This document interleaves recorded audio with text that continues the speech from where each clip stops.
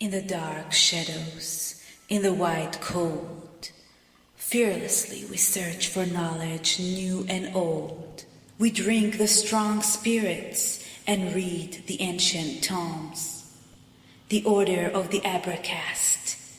We are the brave and the bold. But when the sacred months have passed away, kill the idolaters wherever you may find them, and take them and besiege them and lie and wait for them in every place of observation. But if they repent and are steadfast in prayer and give alms, then let them go their way. Verily, God is forgiving and merciful. This is chapter 9, verse 5 of the Quran. The Abrogation, occult, history, conspiracy, and violence.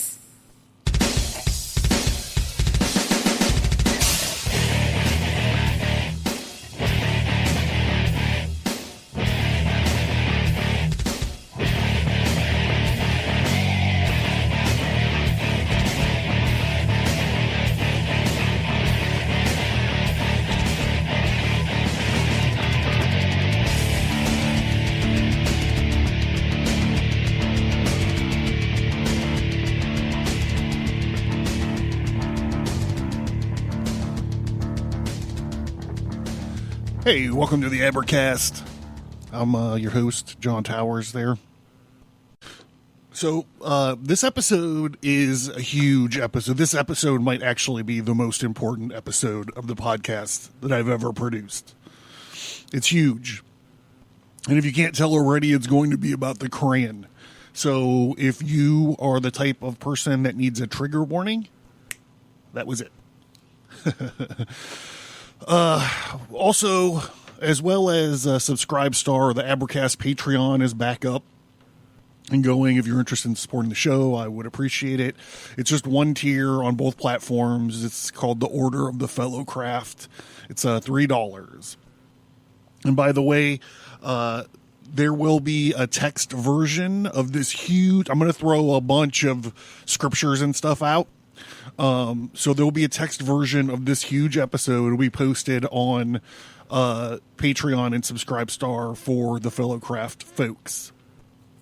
So let's see. A few months ago, it was the episode on, I don't know, the hammer attacks in Minnesota, or maybe the burning of the Notre Dame thing. Anyways, I was talking about how the Quran is structured and how it was organized, not chronologically.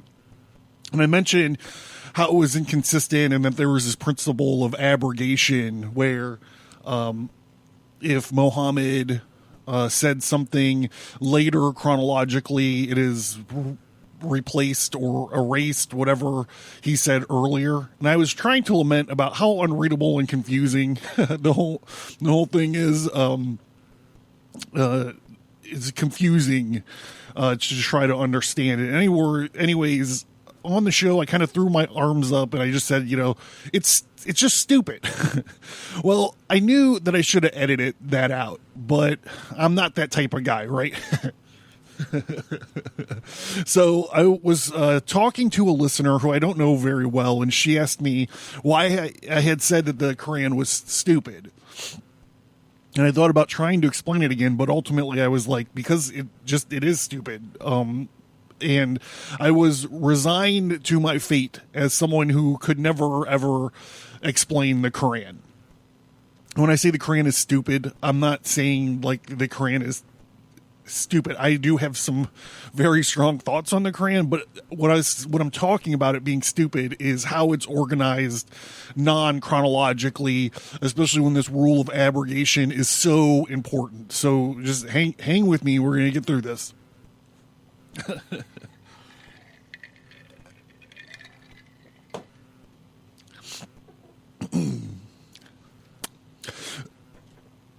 And then something amazing happened. I discovered a book. I discovered a book by this bro named Mohammed Marmaduke Pickhall. Now, this dude was an English chap, that converted to Islam. And he translated the Quran. And when he did, he kind of took the Quran apart and arranged it in what he thought was the chronological order. And I never thought to look for this before. So, I never thought to look for a chronological Quran. Instead, I just tried to I have a Quran. I just tried to sit there and figure it out. So his order is debated a little bit, but a ton of it is accepted by scholars. So a pro tip is you have to actually get the actual book. If you find Pickhall's Quran, like on Sacred Text or something like that, his translation is arranged traditionally. So really, the whole reason that his work is important, in my opinion, is totally negated by the online versions. So I'm not sure if I set it up enough. So again, what I'm saying is, and about to prove, I guess, okay, if you're listening to people spout off quotes and passages from the Quran, it is possible, if not likely, that the verse that they are talking about has been abrogated. And you need to understand the law of abrogation and the chronological order of the Quran. So here it is. This presentation that follows is my official apology for calling the Quran stupid. Okay. So the featured books for this evening are Quran by E.H. Palmer, The Meaning of the Glorious Quran by Mohammed Marmaduke Pickhall, and I'm not citing them as featured videos or whatever, but if this topic interest you guys, there are two YouTubers in specific that talk about this, what the verse that we're about to talk about tonight. They do a lot of work on Islam, but specifically they do some, they do work on this sword verse too. The guy's name is David Wood. His YouTube is Act 17 Apologetics. And there's also another guy named, his channel is called the Apostate Prophet. So those, if you don't feel like sitting down and reading the Quran, or if you're just a YouTube kind of person, and if this topic interests you and you're like, I would like to know more, check out those guys' things. Okay. So, now is the time, if you're playing at home, I have to apologize in advance because I kind of feel like I'm getting sick. And I think that my voice might be getting affected, if not my runny nose.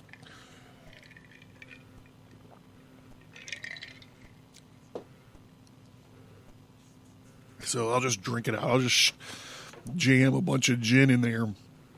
So if you're playing at home, you might want to jam a bunch of gin in your face too. And now is the time where you can grab your vessel of the art. If you don't have one, you can get one at the shop link on abracast.com. So, okay, so I've already talked a lot about stuff that people don't talk about all the time, right? So what does abrogation mean? All right, let's head over to Wikipedia. Naskah is the Arabic word usually translated as abrogation in Islamic legal exegesis. Naskah is the theory developed to resolve seeming contradictory rulings of Islamic revelation by superseding or canceling the earlier revelations. In the widely recognized and classic form of naskh, an Islamic regulation or ruling is abrogated in favor of another.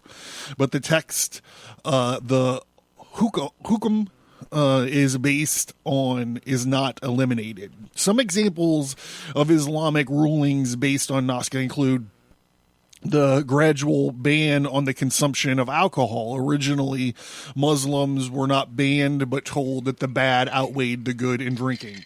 Hear, hear.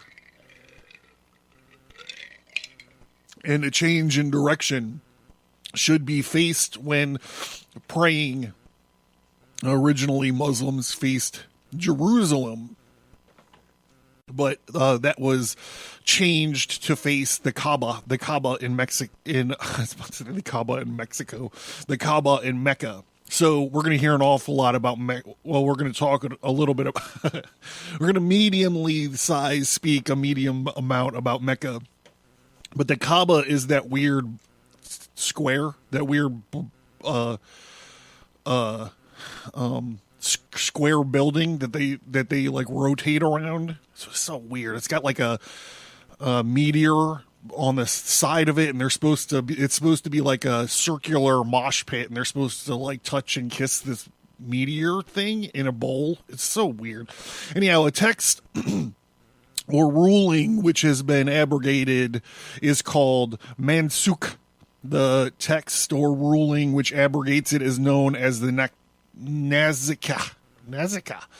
Several Quranic verses state that some revelations have been abrogated and superseded by later revelations, and narrations from Mohammed's companions mention abrogated verses or rulings of religion. The principal abrogation of an older verse by a newer verse in the Quran or within the Hadith is an accepted principle of all four Sunni schools of jurisprudence. And was established principle in Sharia at least by the 9th century. However, with few exceptions, Islamic revelations do not state which Quranic verses or hadith have been abrogated, and Muslim exegetes and jurists have disagreed over how many hadith and verses of the Quran are recognized to be abrogated, with estimates varying from less than 10 to over 500.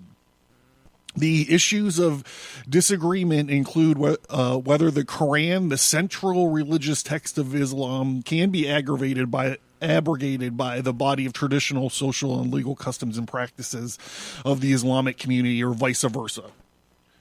So I've mentioned this before. So unlike the Torah or the Bible, the Quran doesn't stand by itself. There's like varying degrees of religious texts that prop up. So there's whole books just the sayings of Mohammed, and then there's more of like a historical kind of books. We're not getting into any of that. Like it just multiplies the problem when we're trying to figure all this shit out. So I need to just make clear that we're only talking about the Quran, and we're taking the idea of abrogation by saying if I'll get into, I'm going to lay it back out in a minute. So after reading this wiki article, the only one thing is for clear. 100%. No one really knows what the Quran actually says. Okay. So there are varying takes on how to deal with the inconsistency of the Quran and ultimately all of these Islamic texts. And I'm going to try not to make this a comparative religion episode and bounce this up against the Torah and the Bible every 5 minutes, because you can find inconsistency there as well. The Jews and the Christians deal with their inconsistencies by way of these different covenants set forth from God, like Adam and Eve, while they were in the garden, had one set of rules. Then after the fall, they had a different set of rules. And then after the flood, there was this different set of rules. And then there was a revised set of rules when Moses came down the mountain. And then Jesus obviously had a whole new set of rules. And really, ultimately, I'm not even sure how legit a comparison of this would actually be. I mean, when was the last time you saw a Christian cosplaying as a Crusader knight chopping off people's heads for their God? So the point I'm trying to make is, in the Torah and the Bible, there's a systematic rule change based on mankind's relationship with God and the systems of promises and fulfillments, as we are going to see this evening. Just by looking at one verse, just by putting this one verse under the old microscope, the Islamic abrogation process is, to say the least, chaotic. And it seems to me like it is a 5-step process. I've seen someone lay it out in a 3-step process, and I don't think you can boil it down like that. So Allah sends Muhammad a verse, Mohammed then reveals the verse. And then Allah sends Mohammed a verse that disagrees with the prior verse. So Muhammad says this new verse, and the original verse is replaced or erased.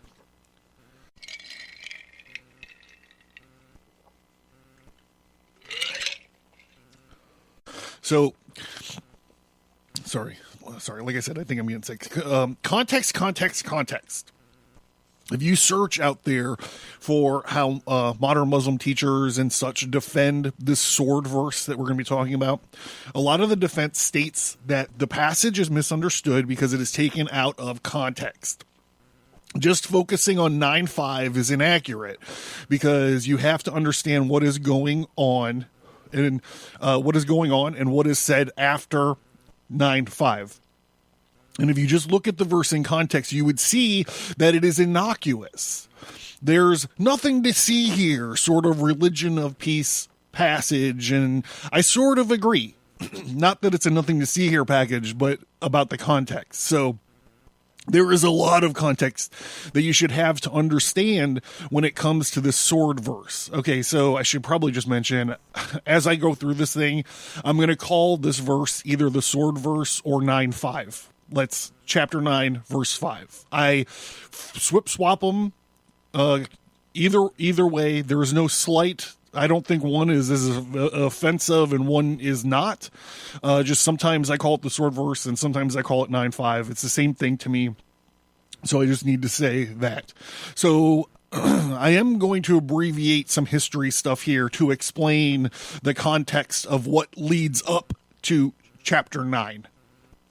And ultimately chapter 9, verse 5. So Muhammad lived in Mecca and he was preaching a lot about peace and all that. This is weird. It's weird. The Quran is another thing that makes it weird is when you divide it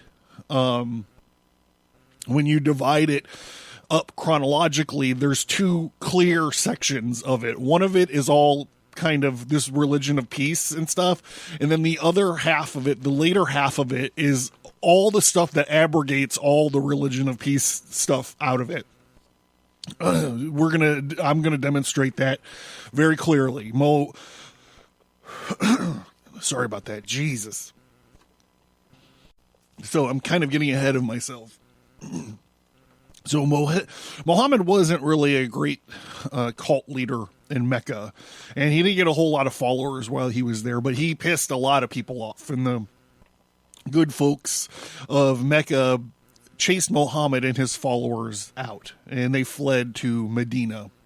So this is where the second part of the book starts, and this is where Mr. Religion of Peace and all this turns into a psychopathic warlord. And eventually he gets like an army of like 100,000 dudes, and he marches back to Mecca and he takes the city. And there's some stuff about him not liking the pagans or the idolaters or the polytheists. You'll see if you look at various translations, that's basically just what they call people that don't believe any one of those things. They also will call them kuffars. Which is like a super derogatory way. It's like basically calling a person that doesn't believe in Allah or whatever an animal. So he doesn't. There's this bit about him not liking the pagans, idolaters, or polytheists because they were like dancing around the Kaaba naked or something. And he gives the people of Mecca 4 months to convert to Islam, the religion of peace, or get the fuck out of there.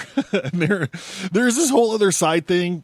It's sort of like, if you read it, it's sort of like this inside baseball story. The way these Muslims were making money, where they were selling stuff. And during this 4 months, when everybody is leaving, everybody's getting the fuck out of Dodge. And everyone is, all of the Muslims are looking at Muhammad and they're saying like, dude, all these Christians and Jews are leaving and no one is buying our stuff anymore. How are we going to make money? And it's time for some abrogation. And poof, all of a sudden Muhammad reveals this new verse. that basically is like, all right, this is what we're going to do. We're going to rob the Christians and the Jews. We're going to beat them up until they pay us. Dave Wood at Act 17 Apologetics he does a great bit about this. When this 4 months is over, the sacred form, this 4 month kind of grace period is over. That is when the bloody terror starts for these poor sons of bitches of Mecca. So, okay, let's, we're going to take a look at, because we're doing this in context, we're going to take a look at the beginning of chapter 9. Chapter 9, verse 1, freedom from obligation is proclaimed from Allah and his messengers towards those of the idolaters with whom they made treaty. Okay. Chapter 9, verse 2, travel freely in the land for 4 months and know that ye cannot escape Allah. Wait, hold on. You know what? This chapter is funny because it even abrogates itself. So I have this freedom from obligation is proclaimed from Allah and his messenger towards those of the idolaters with whom he made a treaty. So the sword verse, well, maybe I should just read it. The sword verse chapter 9, verse 5 abrogates chapter 9, verse 1. That's crazy. Okay, so we're just going to jump ahead to the sword verse, right? Enough of this build-up. Let's get to it. All right, it's called the sword verse. And everyone's like, why is it called the sword verse? It doesn't even have a sword in it. Chapter 9, the chapter of repentance and immunity. Then, when the sacred months have passed, slay the idolaters wherever you find them and take them captive and besiege them and prepare for them each ambush. But if they repent and establish worship and pay the poor due, then leave their way free. Lo, Allah is forgiving and merciful. All right, so I mean, I don't know if I have to. Do I have to work to translate this? After 4 months grace period, these fine people of Mecca must be gone or convert to Islam and be taxed. So there's two taxes. There's like a zakah, and that is the tax that Muslims pay to Muslims. And then there's another tax that the kuffars pay. And that's the jizya tax, and that's the heavy tax. You're paying the tax for being subjugated. You wind up becoming like a second class citizen, and you gotta pay the jizya. So this is not them talking about the jizya. This is them talking about the zakah. Because we know this because of the second part. So I'm going to do this. I'm going to do my little translation here again. So after the 4 months grace period, these fine people of Mecca must be gone or convert to Islam and be taxed. So they're talking about the zakah and if they have not converted, they are to be enslaved and murdered.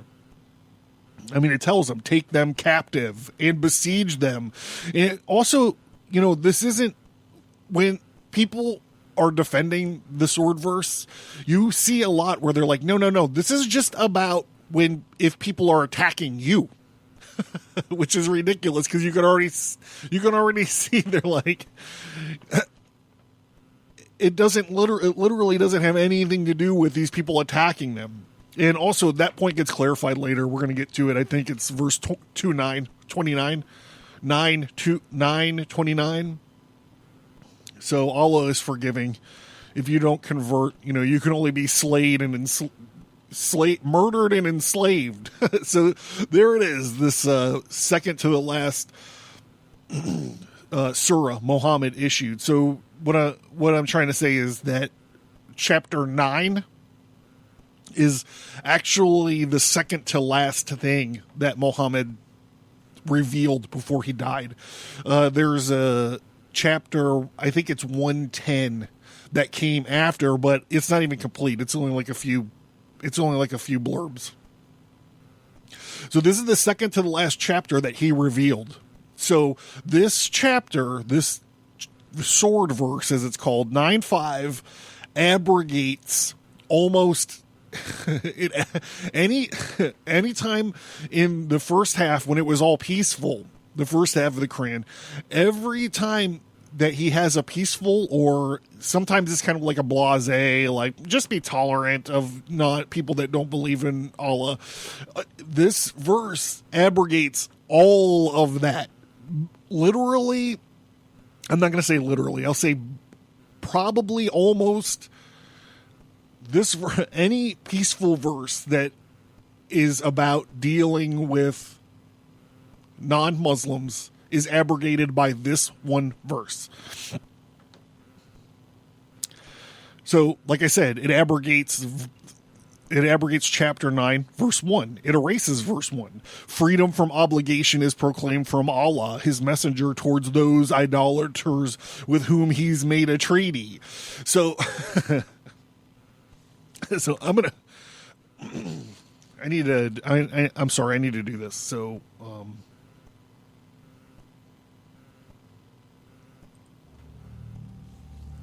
learn more at abracast.com. Get bonus content and access to the private Abracast workgroup by signing up for the mailing list. Get all that plus many exclusive episodes by supporting the show at patreon.com or subscribestar.com.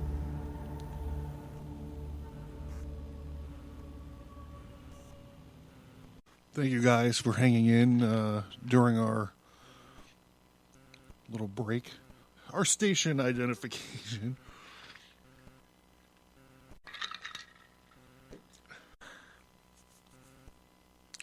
All right, so I'm not sure how to proceed here. I'm just going to Google. Let's see. I'm just going to Google Quran passages that prove Islam is a religion of peace. Since chapter 9 is the second to the last chapter chronologically, virtually everything that has been said prior on how to deal with non-Muslims is in jeopardy of abrogation. I got a website here, I don't know how to pronounce this, Parhlo, by a dude named Saif Ali. Let's see what we got here. How many of these are going to be abrogated by 9:5? He calls out chapter 2, 190. We're actually going to look at chapter 2, 190 through chapter 2, 192. They all get abrogated anyways, but it's interesting. Chapter 2, 190, fight in the way of Allah against those who fight against you, but being not hostilities. Lo, Allah loveth not aggressors. And so, I mean, we already see that this is a problem, right? But this wasn't abrogated by 9:5. It's abrogated by 936, which, I mean, it kind of is abrogated by 9. Okay, so 936 abrogates this very clearly. Lo, the number of months with Allah is 12 months by Allah's ordinance. In the day that he created the heavens and the earth, 4 of them are sacred. That is right religion. So wrong not yourselves in them, and wage war on all of the idolaters as they are waging war on all of you. And know that Allah is with you, who keeps their duty unto him. So in this abrogation, jihad is not a response to violence initiated by others. So this, I'm not going to go back and reread all of these as we go through them, but fight in the way of Allah against those who fight against you. Well, this verse that abrogates them, basically it was like, it's not a response to violence initiated by others. So I know this is about the sword verse. So let's look at chapter 2, 191. and slay them wherever ye find them, and drive them out of the places whence they drove you out, for persecution is worse than slaughter. And fight not with them at the inviolable places of worship until they first attack you there. But they attack you there, then slay them. Such is the reward of disbelievers. This is abrogated clearly by 9.5. It's aggression instead of defense. Chapter 2, 192, verse 192. But if they desist, then lo, Allah is forgiving and merciful. Well, this is abrogated by 9.5. Defensive jihad is replaced by permanent jihad. It's hilarious. I Google search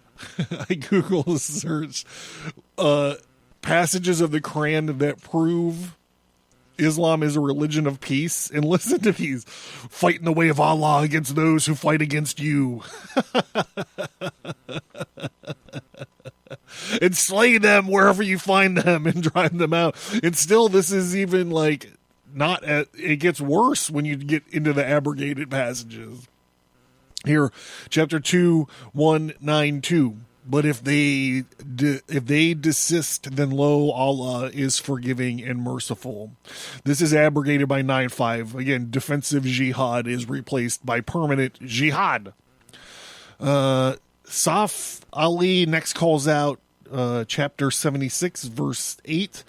And this is a good one. And feed with food the needy wretch, the orphan, and the prisoner, for love him all. I would say, see the sword verse.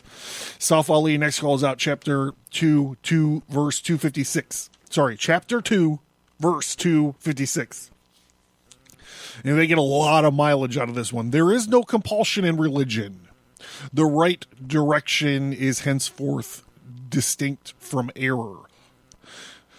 He who rejecteth false deities and believers in Allah hath grasped a firm handhold which will never break. Allah is hearer, knower. This is partially abrogated by 9.5. It's this first sentence. There is no compulsion in religion is obviously abrogated, or maybe not understood. I mean, you can't force someone to convert, but if they don't convert, you can kill them. Apostate Prophet he has a great video on that. Saf Ali next calls out chapter 2, verse 256. Hey, this one isn't abrogated. All right, great. Saf Ali next calls out chapter 2, 195. Spend your wealth for this one is not abrogated either, but it's worth reading. Spend your wealth for the cause of Allah, and be not cast by your own hands to ruin, and do good. Lo, Allah loveth and beneficent.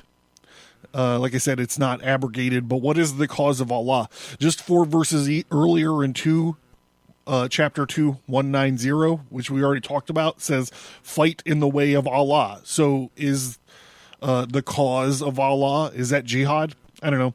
Let's talk more about verses. Let's talk about more verses that are abrogated by the sword verse. And this is by no means a comprehensive list. This is just a flip through and check out.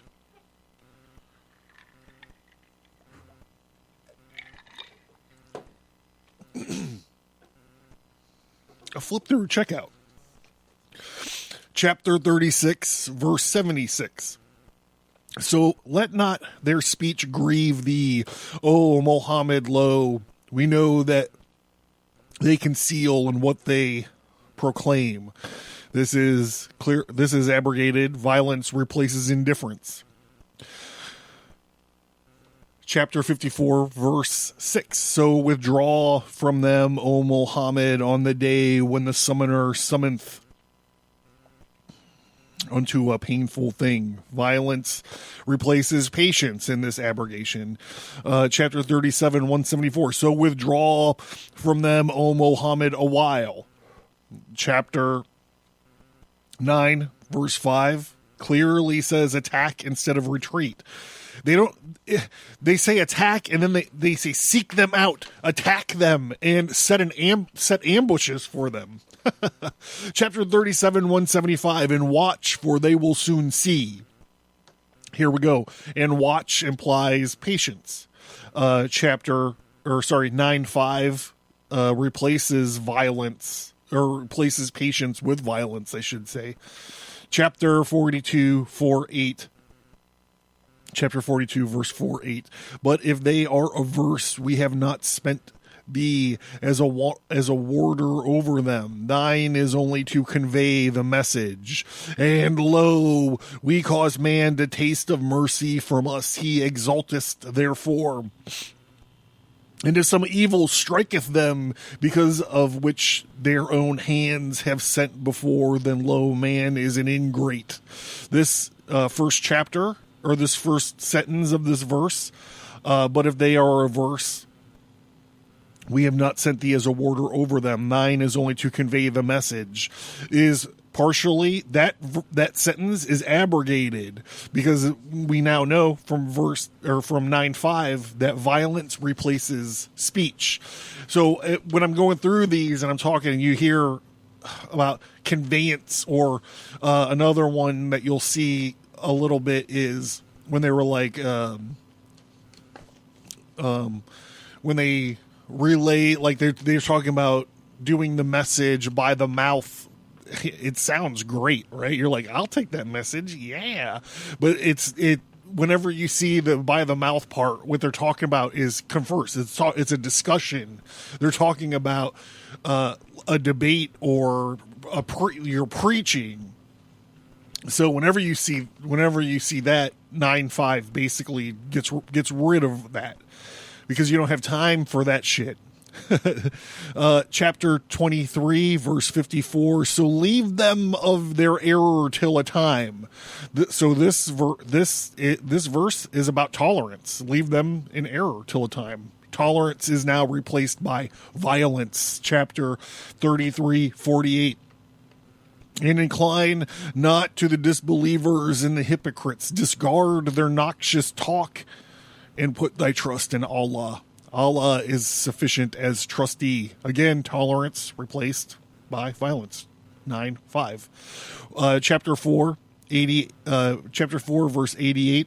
What aileth you that you are to become two parties regarding these hypocrites, when Allah cast them back to disbelief because of what they earned? Seek ye to guide him whom Allah hath sent astray, and whom Allah sendeth astray. For him thou, O Mohammed, canst not find a road. Violence, 9.5, violence replaces indifference.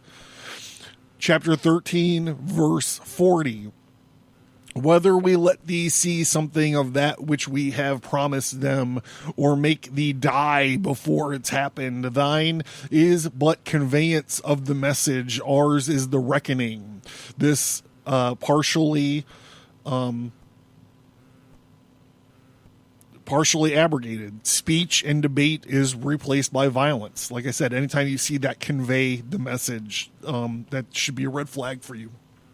All right, so I think you get the picture when I'm talking about this stuff. So if you Google this or look at the sword verse at all, of course you're going to find probably hundreds, probably thousands of websites providing cover for the sword verse.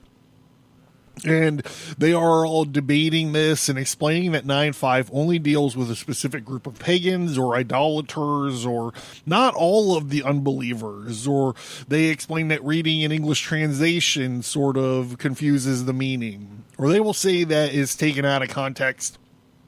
And well, I'm not a scholar of Islam, but this guy, this cat, this bro, Ibn Kathir, was a scholar of Islam, and he is a very influential Muslim scholar and interpreter. In like the year 1300, he wrote of this verse, quote, "This verse is a clear order to actively search for polytheists and fight and kill them universally wherever they are found," unquote. This guy is still taught. He's still talked about to this day. Not just one group or one tribe, just these guys over here or this treaty. He says universally. This dude goes on to say, quote, this verse abrogated every agreement of peace between the prophet and any idolater, every treaty, every term, unquote. Another Muslim scholar says, Afi said that Ibn Abbas commented, quote, no idolater had any more treaty or promise of safety ever since Surah Baraha. That's the name of. Remember at the beginning when I said chapter 9 was called the verse of repentance and immunity? That's the English translation of this. Surah Baraha. Okay, so I'm going to back up. This no idolater had any more treaty or promise of safety ever since Surah Bahara was ever revealed. 4 months in addition to all peace treaties conducted before Baraha was revealed and announced had ended by the 10th of the month of Rabi'a al-Akhir. Unquote. As a matter of fact, as we see in a little bit, Allah pretty much commands that there can never be any treaty with non-Muslims. But I'm getting a little ahead of myself. Another one here, another scholar, Abu Bakr as Siddiq, used this and other honorable ayat. Ayat is another word for like a passage, as proof for fighting those who refrained from paying the zikah. Remember, the zikah is the tax that Muslims tax themselves. These ayat allowed fighting people unless and until they embrace Islam and implement the rulings and obligations. Allah mentioned the most important aspects of Islam here, including what is less important. Surely the highest element of Islam, unquote. I would actually say that it didn't allow for fighting people. It certainly commands that you fight people. It seems like these classical interpreters and holy men of Islam pretty much all agree that 9:5 is a declaration to it's a declaration on any non-Muslim. Their exegesis, that's their kind of their running commentary on the Quran and these books are all out there. And many of them are translated to English. All you got to do is pick them up.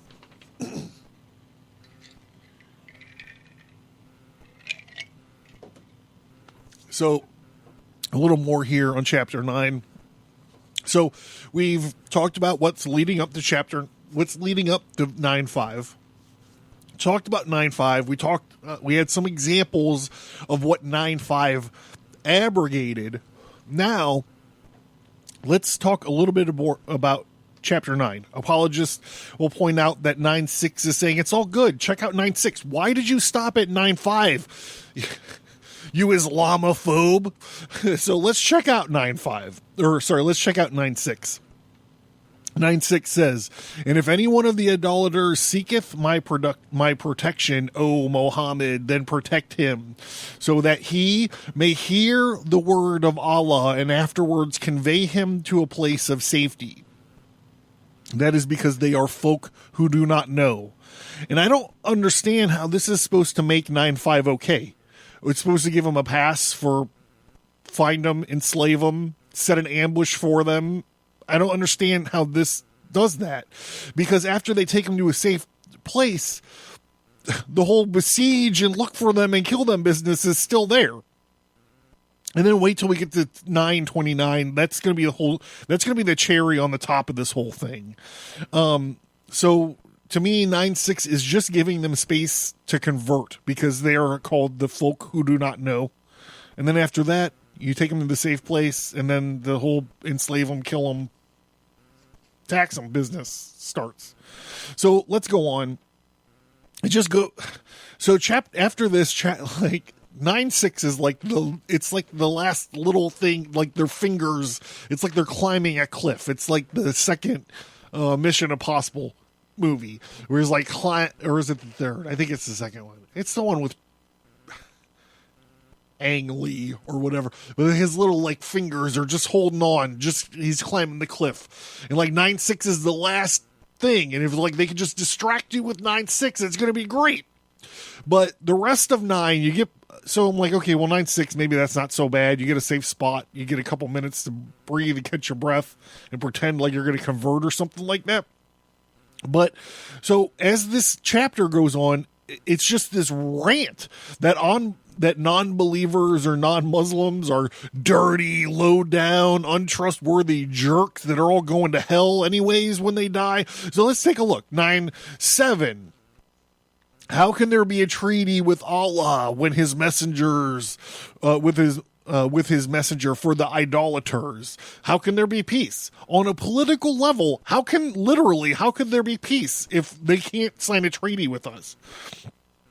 9-8, they regard not pact nor honor in respect to you. They satisfy you with their mouths, which sounds great when you hear it like that. The while their hearts refuse. Most of them are wrongdoers. See, all non-believers are trustworthy and evil. 9-10, and they observe towards a believer neither pact nor honor.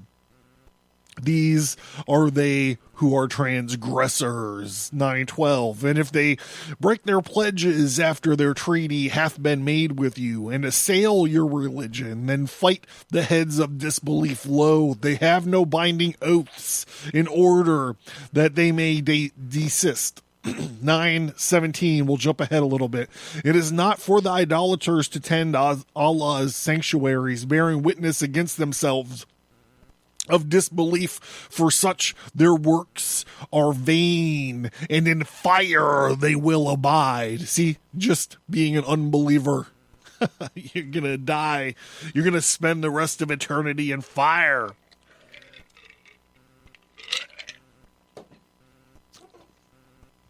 Okay, 9-2. I'm gonna calm down a little bit. My blood pressure is getting crazy. 9-24. Oh, this is a good one. Where was I at? Oh, yeah, this is a good one. Say 9-24. Say, if your fathers and your sons and your brethren and your wives and your tribe and the wealth ye have acquired and merchandise for which you fear, there will no sale and dwellings and desire and dearer to you than Allah and his messenger, and striving in his way, then wait until Allah bringeth his command to pass. Allah guideth not wrongdoing folks. So this is setting the stage for that inside baseball story where they're talking about it's like saying you fear there will be no sale of your merchandise, but it's also implying that if your father, your sons, your brethren, and your wives and your tribe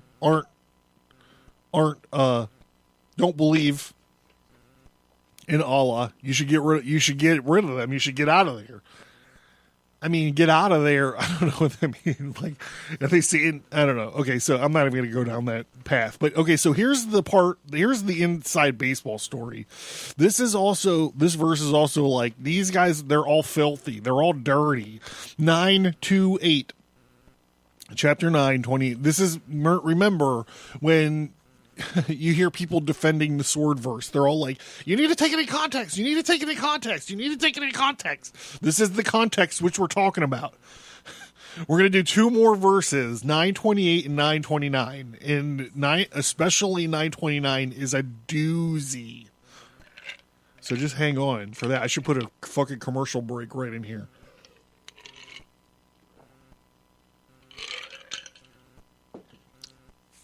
All right, here's the inside baseball part. Remember?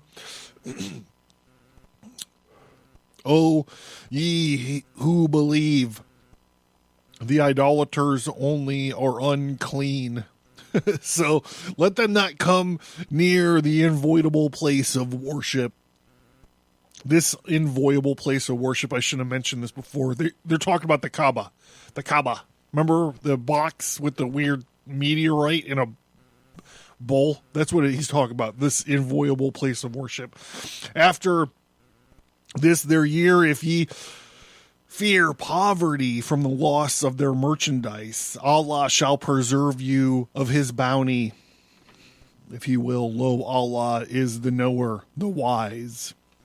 So where are these people going to get a cash flow from? Remember what I said at the beginning of the show?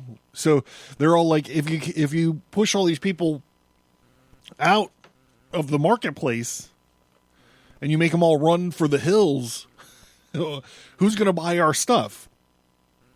If ye fear poverty from the loss of merchandise, Allah shall preserve you of his bounty, and he will. Lo, Allah is the knower, wise. So where are they going to get this cash flow from? Chapter 9, verse 29. This might actually be more crazier than 9:5. I haven't made my decision yet. Okay, so chapter 9, verse 29. Fight against such of those who have been given the scripture as believe not in Allah nor the last day, and forbid not that which Allah hath forbidden by his messenger, and follow not the religion of truth until they pay tribute, readily being brought low. So I need to just point out, he is not saying fight these people. He's not saying fight the people you had a treaty with. He's not saying fight this specific tribe. He's not saying fight these people we are at war with. He is not saying fight the people who are attacking you. 925, fight against people. Fight against people who have been given the scripture and do not believe in Allah or the last day. That's every non-Muslim. Fight them until they pay you.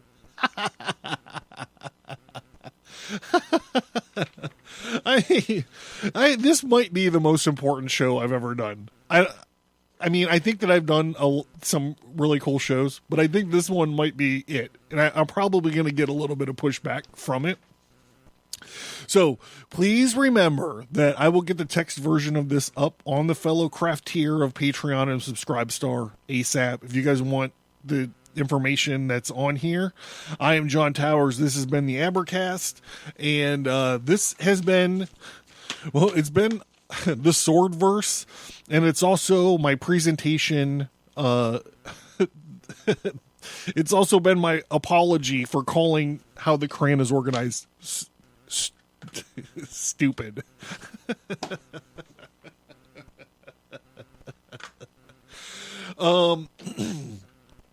I'm probably going to get, I might be getting dogpiled a little bit, on this. So if you would consider, pumping up my rates and reviews a little bit, you'll probably be doing me a solid. Whenever I talk about communists or Islam, I get a couple of negative reviews. So, if you've enjoyed this show, also let me know. I have an idea about doing a whole series on these, but I'm not going to do them unless I get some encouragement, because I don't want to open a door if I know that a boot is going to be put in there. So with that being said, thank you guys so much for listening. Thank you so much for listening. I really appreciate you sticking with me for this long. I know a lot of people are just not going to do it, so I appreciate it. And that's it.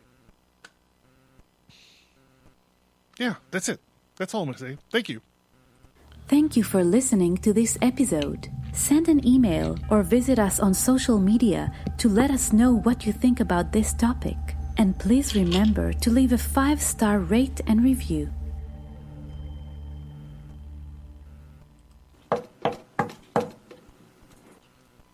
It is an apprentice in the order of the Abracast who now wishes to receive more light by passing to the degree of the fellow craft. He is prepared, worthy, and well qualified, and he is vouched for. Let him enter in the name of the Lord and be received in due form. Yo, bros, John here. Hey, check out this Fellowcraft preview. This is on Crowley's Liber 4 here. We're talking about section 2 of that book, which is all about the elemental theory of magic. I fucking love this shit. He sort of talks about all the tools and items in the magician's toolbox, and it's super interesting. It's a total of over 139 minutes of content just on this section. There are 3 episodes available for the Fellowcraft tier on Subscribestar. It's only a $3 tier. There's also 3 episodes about the first section of Liber 4 or Liber APA, and a ton of other exclusive episodes available now only at Subscribestar. And it's the Fellowcraft tier. There's only one tier. It's just one tier, $3. You get everything. Thank you so much for your support.